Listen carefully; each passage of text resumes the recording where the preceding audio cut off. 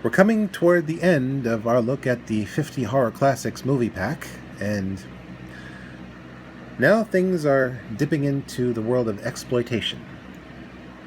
With the tale of the Swamp Women, we meet, we meet Bob and his girlfriend, and we learn that Bob has inherited some swampland that could be rich in oil.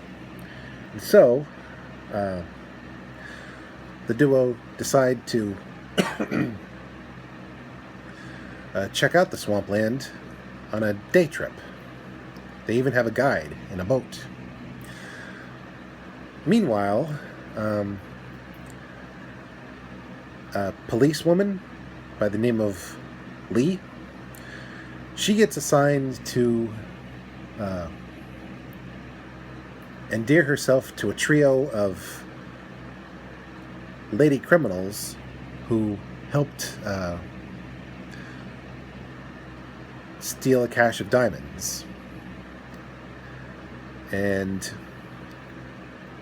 the plan is get sent to prison, endear herself to the women, help them escape, and follow them to the location of the diamonds. And then turn them in. Unfortunately, the two stories cross paths. And sadly, despite Lee's efforts, the young lover's guide is killed, and the two are taken hostage. Now, the girlfriend is a bit of a load, but the real meat of the story is that one of the women, the blonde, decides to cozy up to Bob while his hands are tied. Let's just say it's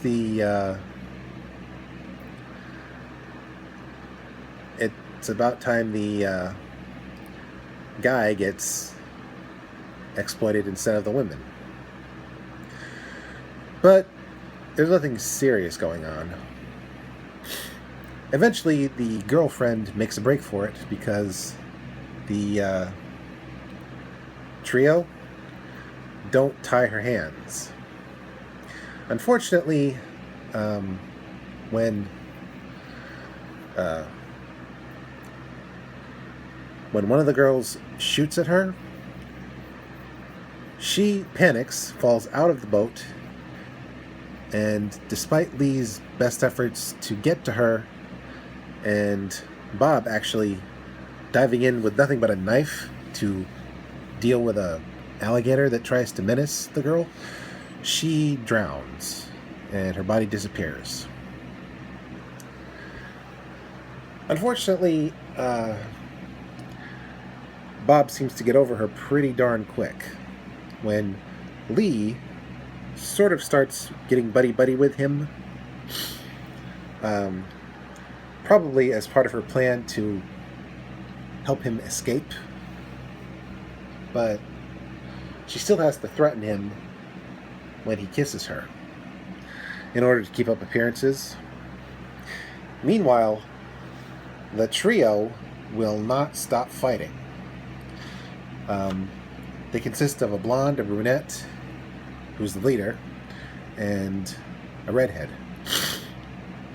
And the redhead and the blonde won't stop fighting. And the leader is at her wit's end trying to keep things civil. Eventually, they make it to the diamonds, and they retrieve them.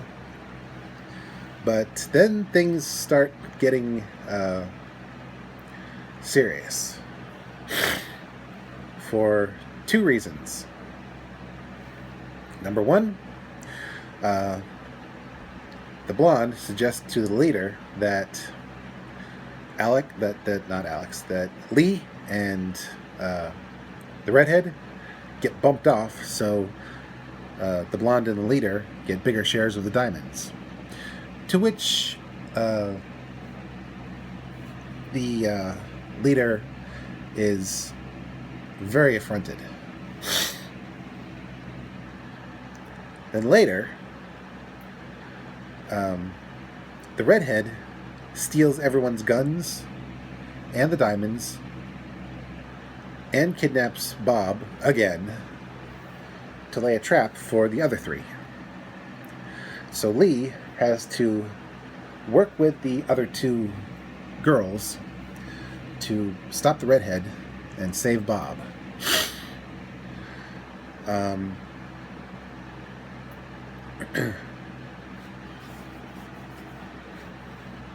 What happens is the redhead's camped out in a tree, and luckily the other girls still have at least one knife, which they tie to a stick and fashion a spear.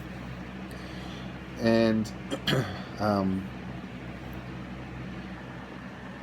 two of the girls distract the redhead into using most of her ammo, and before she can reload, the leader chucks the spear into the tree, lands a lucky shot, and before she dies, she kills a rattlesnake that was menacing Bob. Her last act was killing, but it saved a life. So I guess Bob has a strong influence on the ladies. Unfortunately, when they come to a relatively safe area and start thinking about going their separate ways with the loot, one question rears its ugly head. What about Bob? Now, Lee suggests just tying him up and leaving him there, but the other two decide that for everyone's sake, Bob has to go. But Lee tries her best to keep him alive by suggesting they not shoot him, because that will draw attention. Gunshots carry, sound-wise. But there's the matter of the leader's knife, and when Lee is hesitant to just stab the guy, an all-out brawl ensues between the three remaining women and Bob. Luckily, teamwork prevails, and Bob and Lee knock out the other women, just in time for the police, who've been secretly tailing them all the whole time, to show up, and for Lee to reveal that she's actually one of the good guys. And she's quite taken with Bob. And the girlfriend? Well, some say they can still hear her crying in the swamp. Mainly because Bob dropped her like a ton of bricks. Our next story is a kind of boring murder mystery, which involves shady corporate deals and bad investments. And one guy gets killed because he found out the truth, and another guy gets taken hostage by some gangsters who try to force him to mislead the authorities.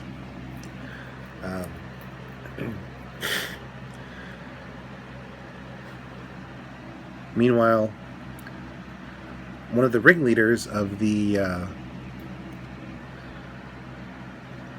shady dealings, when he realizes that the money is all gone because of the bad investments,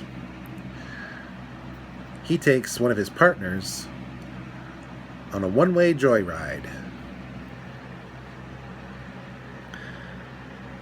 They get run over by a train, and The guy's daughter has to console herself with the fact that some money was successfully saved and made, and she's got a guy who is rescued from the gangsters. Yeah, this one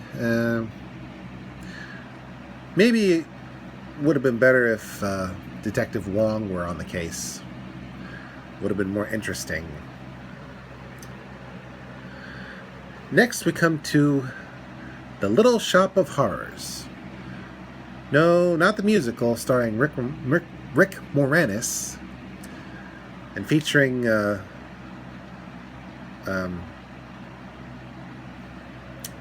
Bill Murray and Steve Martin. No.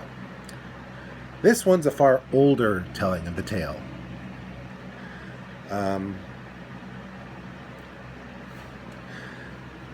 This is the original movie on which the musical and the decently cast and decently affected musical movie is based on. This one was shot in a day and features Richard Miller as a flower-eating connoisseur of blossoms, and also features in his debut before The Terror, Jack Nicholson as a masochist who loves getting tortured at the dentist. While Bill Murray's version of the masochist was good, there's just something unsettlingly endearing about Nicholson's performance.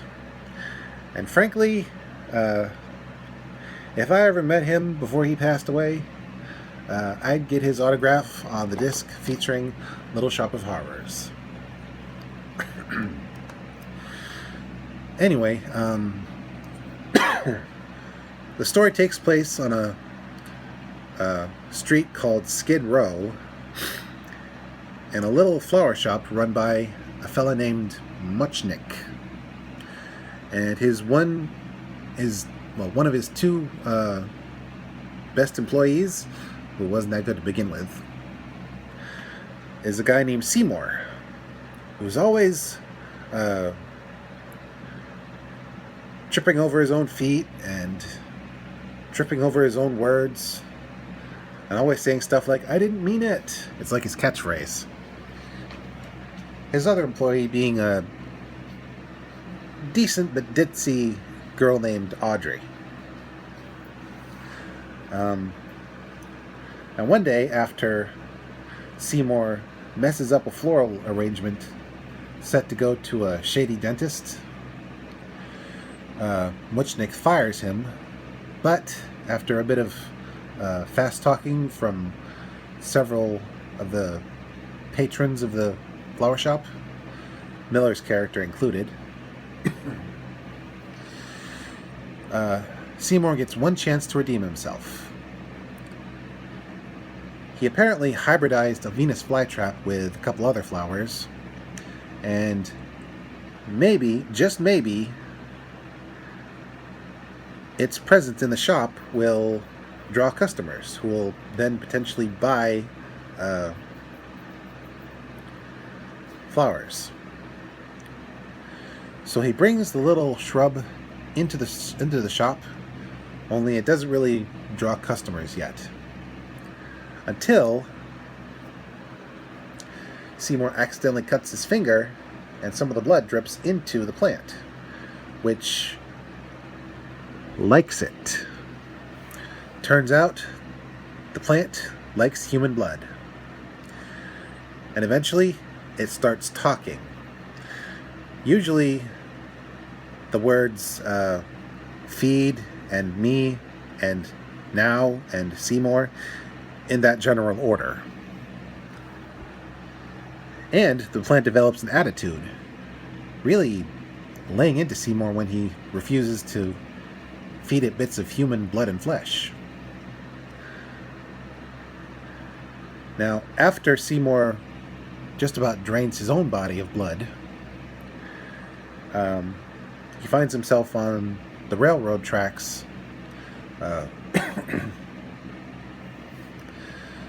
tossing rocks at bottles. Only one bottle belongs to this railroad worker, who goes to pick it up and gets beamed in the head. And in his delirium, before Seymour can do anything, he stumbles right into the path of an oncoming train. Seymour panics, grabs up the bits and pieces, and, unable to dispose of them, takes them to the flower shop, where he proceeds to feed the pieces to the plant that he's named Audrey Jr.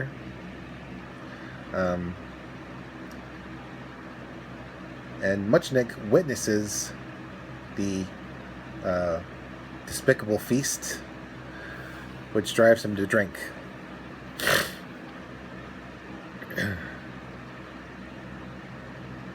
Now, eventually he confronts Seymour about what the plant needs to survive, and Seymour assures him that the plant won't need much in order to live, and Muchnick is reluctant, but ultimately lets Seymour do what needs to be done. Especially after he goes to the dentist to deal with a troubled tooth, only to find that the dentist has gone crazy because of what Seymour did to the plants that were supposed to go in the guy's office.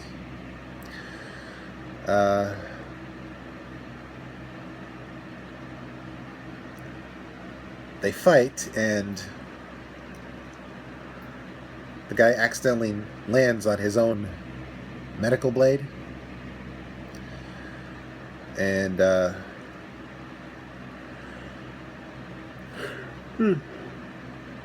Seymour has no choice but to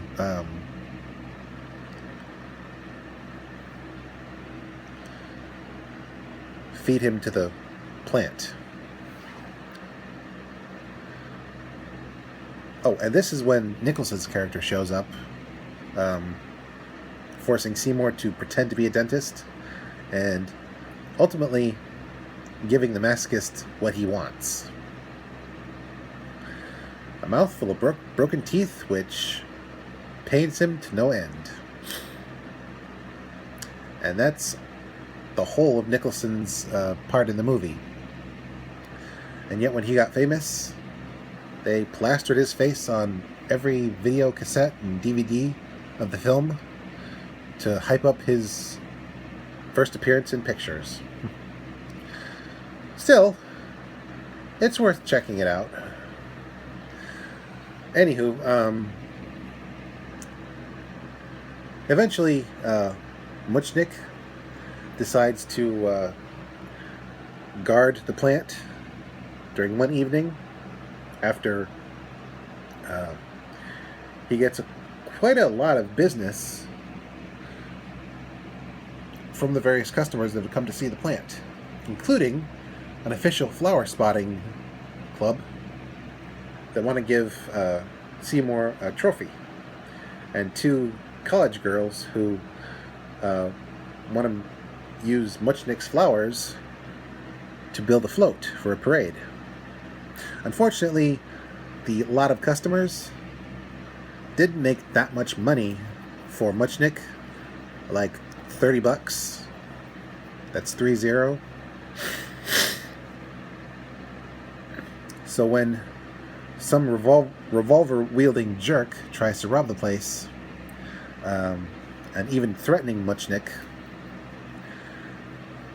he has no choice but to trick the jerk into sticking his head inside of Audrey Jr., which causes it to eat him. So now Muchnick shares in some of the guilt of poor Seymour. Eventually, the authorities get wind of what's been going on and start to close in. Meanwhile, Audrey Jr. has grown strong enough to psychically influence Seymour, forcing him to go locate food for the quote-unquote master, happening upon a prostitute who is really pushy, and she has no idea what Seymour has planned and does not see it coming when he tries to do heads versus tails using a rock, only to cause the rock to come down on her head, knocking her clear out. And yep, it's feeding time. Eventually, the Plant Spotters Club brings the trophy to the flower shop in anticipation of seeing a whole bunch of buds from the plant blossom at sunset. Only when the buds blossom, inside of them are faces, specifically of all the victims of Audrey Jr.'s hunger. And this causes Seymour to panic and run away, chased by the police, forced to hide out in a discarded toilet, and eventually when things die down and he returns to the shop and the plant once again demands to be fed, Seymour decides to try and kill the plant, grabbing a knife to climb inside and do the dirty deed himself. Only when Seymour's mom and Audrey and Muchnick and the authorities get back to the shop, they witness one more bud blossom on Audrey Jr., and then it has Seymour's face. And he hauntingly says his catchphrase, "I didn't mean it," before the bud drops dead. The plant won.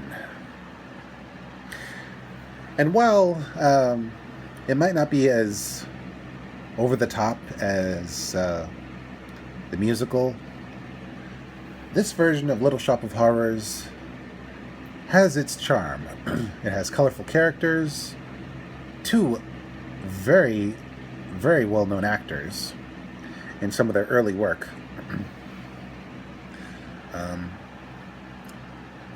A villain that you don't know its true motivation, but it doesn't lack personality. And an anti-hero who despises what he's becoming, but is so weak-willed he's powerless to stop what's happening. And it's worth at least one look, and definitely should pair with the musical movie. Now, I don't like musicals, but I do like the remake for the effects and the cast. And honestly, I think if they were to remake this film, it shouldn't be a musical, but it should definitely blend the original movie with the remake in terms of plot and characterization. So yeah. Our final film in this block is very aptly named. It's called Tormented. It's about this guy who's marrying this young woman who happens to be an heiress. He's a struggling musician. But he does care for his new girlfriend and less about the money. Only his previous girlfriend doesn't see it that way. he thinks, or she thinks, that he owes her his companionship. And he doesn't take that well. He tries to break it off gently, but she's having none of it. In fact, she's using some correspondence letters as blackmail. And this altercation between the two takes place on top of an abandoned lighthouse. And you would think he was going to actively try to kill her, but nope. It's just the lighthouse is old, and part of the railing on the top of the building collapses, and he doesn't actually kill her. He merely lets her die.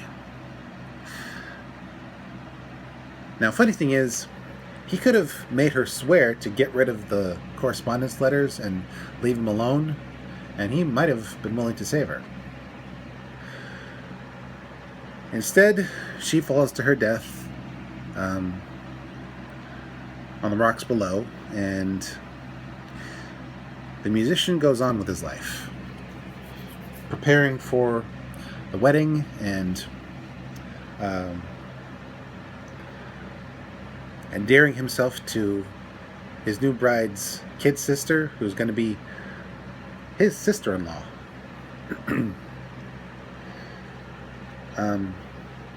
Unfortunately, the shadow of the dead woman looms large. He swears he keeps hearing her. He thinks her disembodied hand stole the ring meant for his new bride. Eventually, he even sees her severed head talking to him, threatening to go out and tell people that he killed her. Only he is seeing what others aren't. In fact, the severed head turns out to be a bouquet of flowers. On top of that, some cheap tugboat operator that brought the dead woman to the island on which they're currently living tries to blackmail the guy. And the quote-unquote ghost of the dead woman compels him to brain the guy in order to keep him quiet. Unfortunately, the kid sister heard the whole thing, and after the ghost seemingly interrupts the wedding, doing the official objection, the girl actually confronts the guy. Keep in mind, she's 9 and like 3 foot nothing, confronting her would-be brother-in-law over a murder. And while we're not sure of what he's going to do,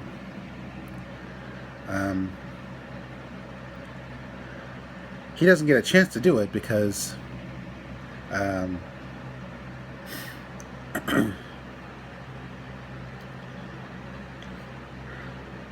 the woman's ghost flies right at him in a scene that came out of flippin' nowhere. Caught me off guard.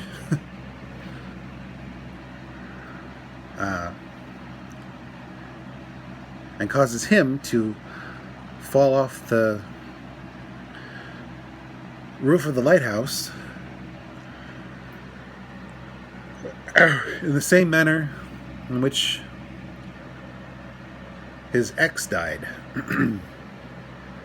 Later, both their bodies are recovered, seemingly barely alive, and inexplicably, the woman, despite being in the ocean for quite a while, is wearing the stolen ring. Was it a ghost? Was it all in the guy's head? Did he really find her body only for it to turn into seaweed? Is the island haunted? We may never know. And that's the end of this block of horror classics. Next time, we meet some monsters, some animals, and the night gets very noisy. Until then, keep searching for some classic horror on YouTube and anywhere else you can find it.